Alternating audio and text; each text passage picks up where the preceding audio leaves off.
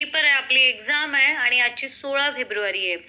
बिलकुल पहिल्यांदा काही महत्त्वाच्या गोष्टी आहे ज्या लक्षात ठेवा, कारण वर्षभर आपण जो अभ्यास करतो तर सगळं काही जे काही आपल्याला मिळणार आहे त्या वेळेवरती आपण मैदानात कसं लढणार आहे त्यामुळेच मिळणार आहे.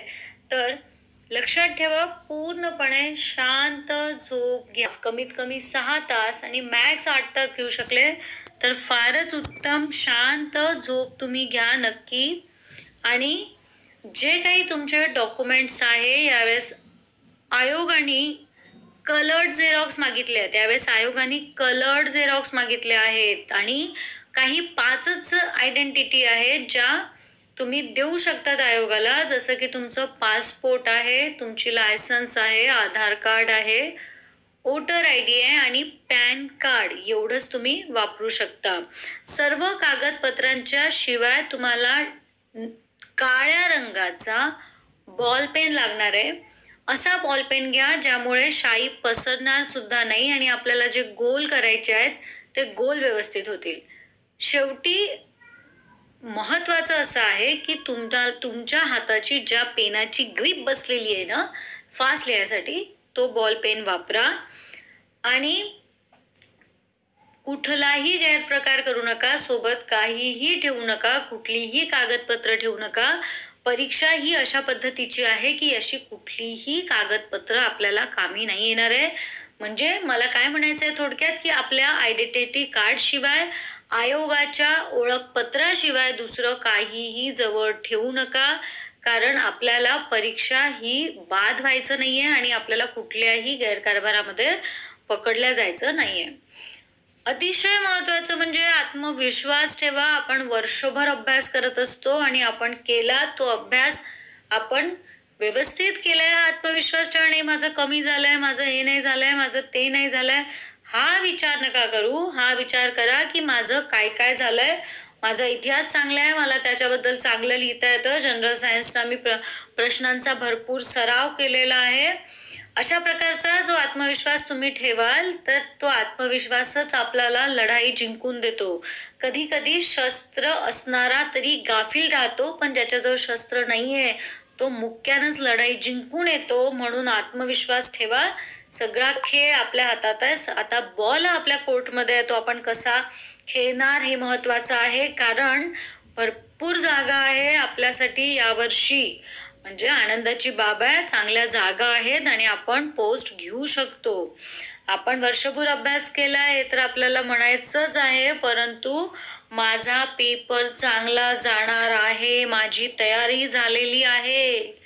रात्री झोपते वेळी तुम्ही थोडं व्हिज्युअलाइज करा. व्हिज्युअलायझेशनचा खूप फायदा होतो की तुम्ही परीक्षेला जाताय आणि तुम्ही जो काही ड्रेस घालणार आहे अगदी तो पण सुटसुटीत ड्रेस घाला. विचार करा, मी परीक्षेला बसलेलो आहे, मला प्रत्येक प्रश्नाचं उत्तर हे चांगलं देता येत आहे, प्रत्येक प्रश्न हा मला व्यवस्थित सोडवता येतो आहे. लक्षात घ्या, पेपर सोडवताना तुम्ही एक प्रशासकीय अधिकारी आहात. तर प्रशासकीय अधिकारी हे गोंधळून जायला नकोत आणि तिथे आपल्याला आपला ॲनालिसिसच बघितला जाणार आहे. आपली आकलन शक्तीचा आपण वापर कसा करतो, कुठली प्रश्न सोडून देतो, कुठली प्रश्न सोडवितो, हे अतिशय महत्वाचं आहे. एका प्रशासकीय अधिकाऱ्याप्रमाणे वागा. निर्मळ स्वच्छ असं तुमचं वागणं असलं पाहिजे. आणि जी मित्र निगेटिव्ह बोलतात किंवा त्यांचा नेहमी 18 तास अभ्यास करून ती म्हणतात माहिती नाही काय होणार, माझं काहीच झालेलं नाहीये, अशा विद्यार्थ्यांसोबतची संगत टाळा.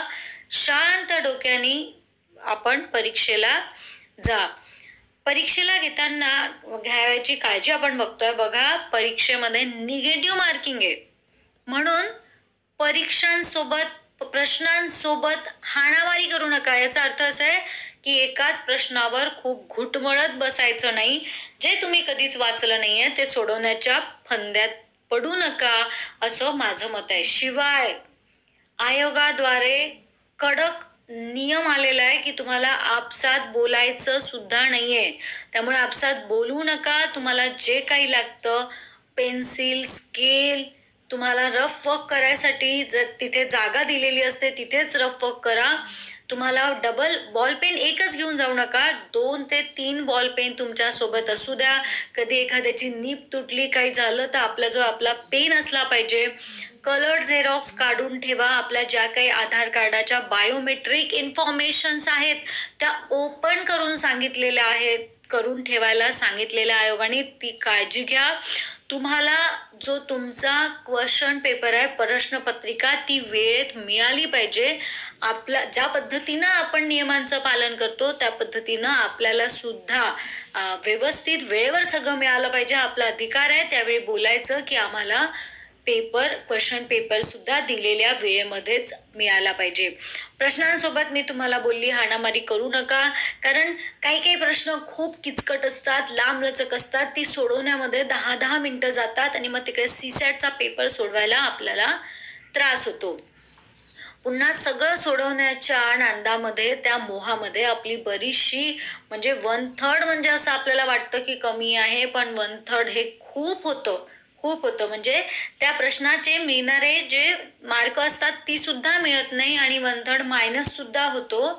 आपले बरोबर उत्तरं जे असतात, बऱ्याचदा निगेटिव्ह मार्किंग ही तुम्हाला खड्ड्यात घालत असते. त्यामुळे बिलकुल बिलकुल बिलकुल सोडवू नका. ज्या प्रश्नांबद्दल काहीच माहिती नाही, जे कधीच सोडवले नाहीत ते सोडवू नका. पहिल्यांदा जे परफेक्ट येतात ते सोडवून घ्या, थोडा वेळ ठेवा. त्यानंतर जी प्रश्न थोडी कमी वाचलेली आहेत त्याच्यासाठी वेळ द्या. बऱ्याचदा जे पहिल्यांदा वाटतं ना तेच उत्तर खूप योग्य असतं, त्यावेळी गोंधळून जाऊ नका.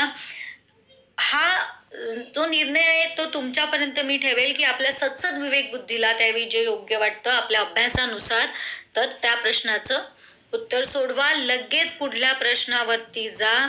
आणि पुन्हा सर्वात महत्त्वाचं, पहिला जनरल सायन्सचा पेपर झाल्यानंतर तुला किती येतात, मला किती येतात, मी इतके सोडवले, त्यांनी इतके सोडवले, यावेळेस आता हा सोपा आहे तर पुढला कठीण असेल, यात मी इतके मार्क्स घेतले, आता मला सीसॅटमध्ये किती घ्यावे लागतील, हा बिलकुल विचार करू नका. एकदम शांत डोक्याने राहा. थोडंफार खाऊन घ्या, जास्त खाऊ नका. कारण ती वेळ झोप येण्याची असते, तर आपल्याला झोप यायला नको. थोडाफार हलकासा आहार घेऊन घ्या. पेपरला 1.5 तास आधी पोचायचं आहे. दोन्ही पेपरला 1.5 तास आधी तुमची उपस्थिती प्रमाणित आहे. त्यामुळे लवकर वापस जा, लवकर दुसरा पेपर सोडवा. पहिल्या पेपरला अगदी अगदी अगदी म्हणजे 100% विसरून जा. या प्रश्नाचं उत्तर तू काय लिहिलंस, त्या प्रश्नाचं उत्तर तू काय लिहिलंस. थोडा संयम ठेवा. थोड्या वेळाने आपल्याला उत्तरे कळतातच. मी पण तुम्हाला उत्तरं सांगण्याचा प्रयत्न करेल जी काही माझ्या हातामध्ये येतील. पण काय होत असतं ना की एखाद्याने दुसरं उत्तर लिहिलं असतं, आपण दुसरं उत्तर लिहिलं असतं, मग आपण त्याला इतकी मशक्कत केली असते त्याच्यासाठी, मग आपल्याला वाटतं अरे हे उत्तर चुकलं, अरे आता इथे माझा मार्क जाईल, मग तिथे मिळेल का, बापरे मग माझी किती उत्तरं चुकली असतील, असं गोंधळलेली स्थिती निर्माण होते. बिलकुल बिलकुल पेपर ठेवून द्या. विचारच करू नका माझं काय बरोबर असेल, काय चूक असेल. आणि दुसरा पेपर पण व्यवस्थित सोडवा. शेवटी मग सगळे पेपर झाल्यावर आपण कॅल्क्युलेशन काय एक्सपेक्टेड आहे ते बघतच असतो, ते बघणारच आहोत. म्हणजे मग मी तिथे तुम्हाला थांबू शकत नाही. कारण तेवढा जो तुम्ही संयम ठेवणार ना पहिल्या पेपर आणि दुसऱ्या पेपरच्या मध्ये, तर तो संयम तुम्हाला कामी येणार आहे दुसरा पेपर चांगला सोडवण्यासाठी.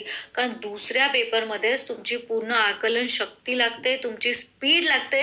आणि तुम्ही किती नाही म्हणा, आपली जर उत्तरं चुकली आहे ते जर आपल्या डोक्यात असेल ना, तर दुसऱ्या पेपरवर त्याचा न कळतपणे का होईना परिणाम हा होणारच आहे. म्हणून तुम्ही शांत डोकं ठेवा, मधल्या पेपरमध्ये संयम ठेवा, आपले डॉक्युमेंट्स कंप्लीट ठेवा, कुठलंही गैरकारभार करू नका. आयोगामार्फत कडक नियम आहेत, शिवाय त्यांच्याकडनं कडक वॉर्निंग्स आहेत. तुम्हाला तुमचा मोबाईल पण सोबत ठेवायचा नाहीये. चुकीनं पण विसरू नका, चुकीनंही कोणता कागद आपल्यासोबत ठेवू नका. आणि तुमच्या मित्रांशी पण बोलू नका, स्वतः तर बोलूच नका. तुम्हाला हवं तर या एक्झामच्या काळामध्ये मित्रांच्या शिवाय थोडं राहावं लागलं तरी हरकत नाही, पण चांगला पेपर द्या. आणि अगदी जवळ आहे आपण अधिकारी बनण्याच्या, आता ही आपली पहिली तयारी आहे. म्हणून मी तुम्हाला सांगते की मस्तपैकी अभ्यास करा, छानपैकी जा. तुम्हाला माझ्याकडनं खूप खूप खूप खूप खूप साऱ्या शुभेच्छा. जय भारत, जय महाराष्ट्र.